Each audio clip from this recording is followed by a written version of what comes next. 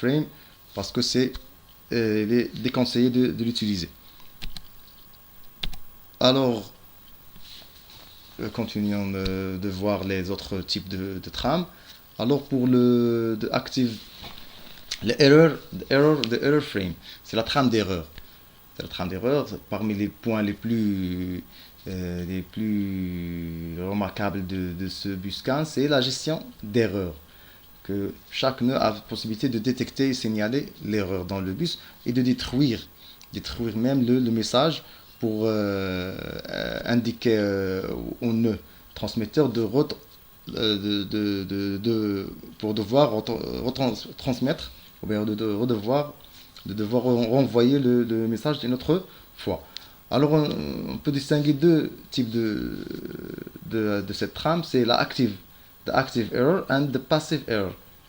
La seule différence entre les deux, c'est les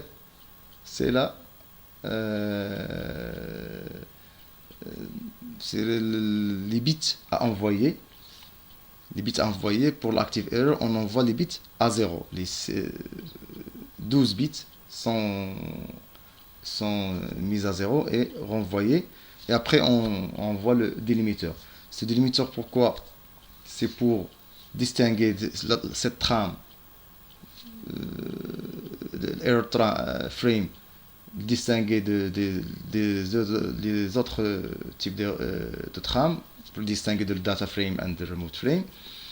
Alors que pour le passive error, on voit les 12 bits premiers en 1. Et on a le même délimiteur à 8 bits. Alors c'est comme ça qu'on distingue de error, la trame d'erreur. Et après avoir reçu une trame d'erreur ou bien un message d'erreur, le nœud transmetteur doit retransmettre le message. Le message d'origine est détruit et on doit retransmettre un nouveau message dans le bus. Le dernier type de message, c'est le overload frame, ou bien la trame de surcharge. Ce message indique la surcharge d'un nœud. Alors quand un nœud, c'est comme un message d'erreur, mais la seule différence comme un message d'erreur actif, mais la seule différence c'est que le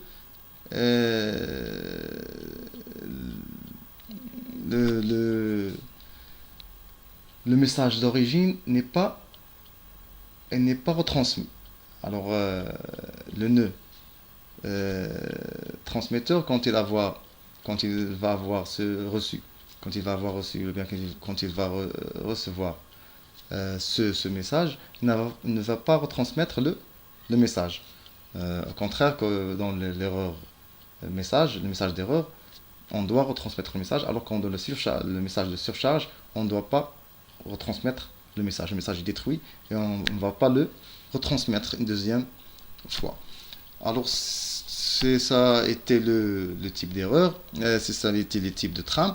Alors que pour les types d'erreurs identifiés par le CAN BIS, on trouve les 5 types d'erreurs.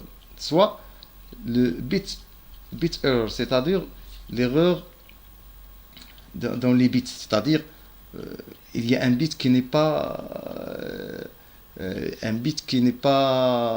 qu'on l'a envoyé un bit récessif, mais parce que le nœud lui-même qui transmet le message, ou bien qu'on envoie le message, il reçoit le message lui-même, parce qu'il est connecté dans le bus, dans les CAN H et CAN L, alors forcément il va recevoir le message.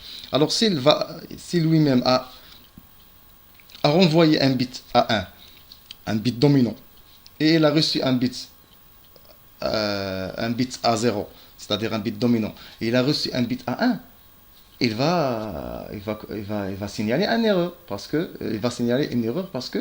ce n'est pas le bit qui a transmis.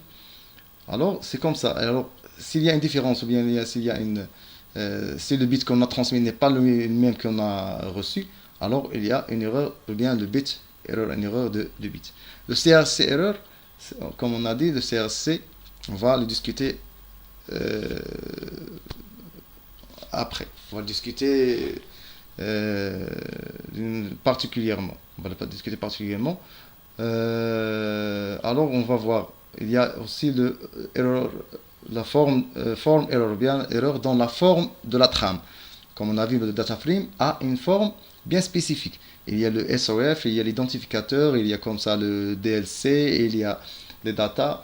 Alors, il y a une erreur dans la forme de la trame. Alors, ce erreur est déclarée ou bien elle est déclenchée.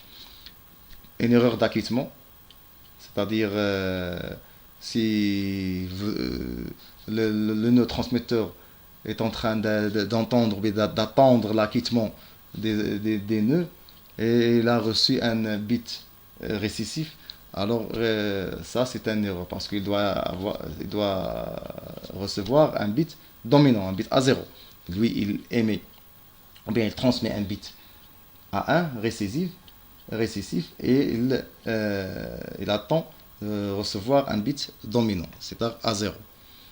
Le staffing error, c'est-à-dire s'il y a une erreur dans la procédure de staffing and destaffing. On va voir ça après, qu'est-ce que c'est que le staffing destaffing. Alors s'il y a une erreur dans cette procédure, alors le staffing error est déclenché. Alors pour le CRC,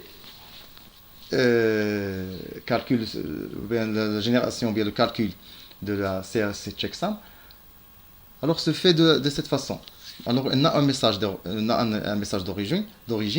Alors on choisit un polynôme pour celui qui va aider au calcul de checksum, de CRC checksum. C'est à base de ce polynôme qu'on va calculer le checksum de messages.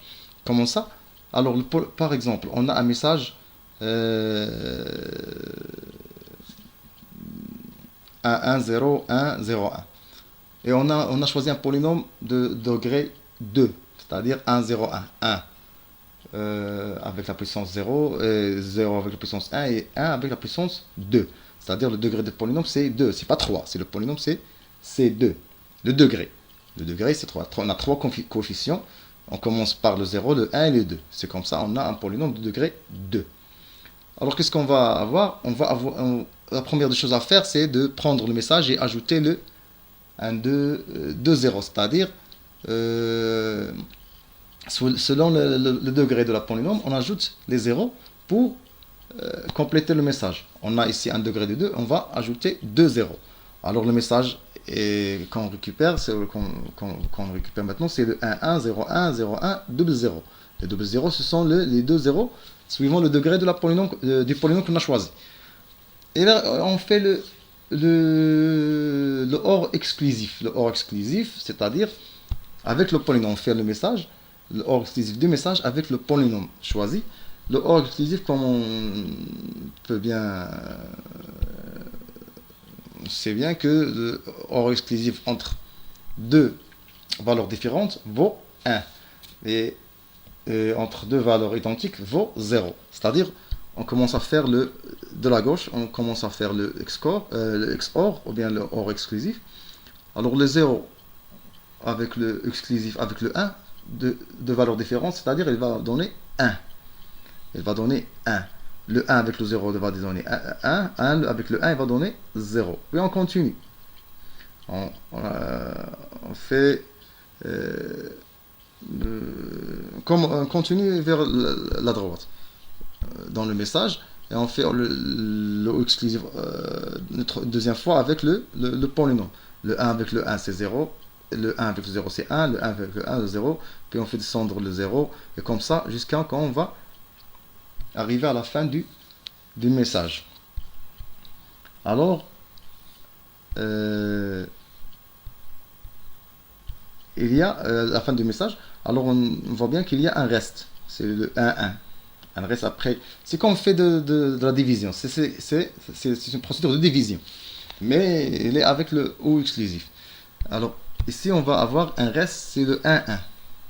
Alors le 1-1 est ajouté, il est ajouté au message d'origine. Alors on a été 1-1-0-1-0-1, alors on ajoute les 1-1 qui est le reste, alors on a un message de CRC, ou bien le CRC maintenant, c'est le message avec le le reste de la division. Ça, c'est au niveau du nœud transmetteur. Alors qu'au niveau du nœud récepteur, il va faire le calcul inverse. Il va prendre le message qu'on émet, c'est le message, le dernier message qu'on a abouti. Alors on va le transmettre. Il va prendre le message, faire le XOR ou bien le exclusif ou bien la division avec le même. Ils doivent avoir le même polynôme. Alors les deux nœuds ou bien tous les nœuds du bus vont avoir le CRC calculé avec le même polynôme. Alors quand il va récupérer le message, il va le faire la division avec le polynôme choisi. Il doit avoir un reste de 0. C'est comme ça qu'il va assumer ou bien qu'il va juger que ce message est, ou bien le calcul de CRC est bien valide. Il n'y a pas une erreur de CRC. Sinon, il va déclencher une erreur de CRC, de redondance, cyclic redundancy, checksum ou bien calculation.